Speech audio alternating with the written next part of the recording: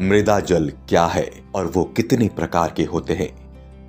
मृदा में उपस्थित जल को मृदा जल कहते हैं। ये पानी ही पौधों के लिए पानी का मुख्य स्रोत है। मिट्टी पानी का मुख्य स्रोत वर्षा का संपूर्ण पानी में प्रवेश नहीं कर पाता तथा इसका कुछ भाग बहकर जलाशयों में चला जाता है। इसे अपवाहित पानी कहते हैं। ये पानी पौधों को प्राप्त नहीं होता। शेष जल मृदा में निम्न रूप में पाया जाता है।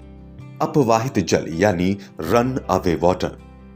ये जल वर्षा द्वारा मिट्टी में आ जाता है। जो जल वर्षा के बाद ढलानों में बह जाता है वह जल वहां उपस्थित पौधों को प्राप्त नहीं होता तथा ये बहा हुआ जल अपवाहित जल यानी रन अवे वाटर कहलाता है।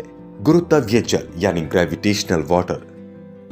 वर्षा होने के बाद कुछ जल गुरुत्वाकर्षण बल के कारण परकोलेशन करके भौम जल स्तर पहुंच पाते हैं। इस जल को गुरुत्वीय जल कहते हैं।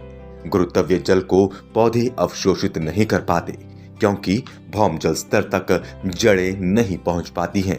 क्षेत्रीय जल धारिता यानी water holding capacity of soil.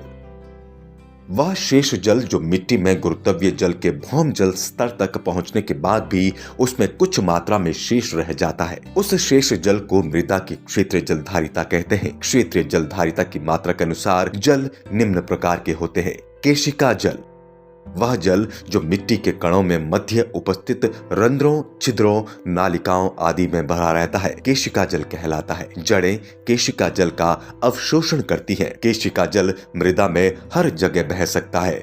आर्द्रता जल, मिट्टी के कणों के चारों ओर जल के कुछ अणु वाष्प की अवस्था में पाए जाते हैं जिसे आर्द्रता जल कहते हैं। आर्द्रता जल का अवशोषण पौधे नहीं करते। क्रिस्टलीय जल, कुछ जल मिट्टी के कणों में उपस्थित लवणों की संरचना में रासायनिक रूप से इकट्ठा रहते हैं, उसे क्रिस्टलीय जल कहते हैं।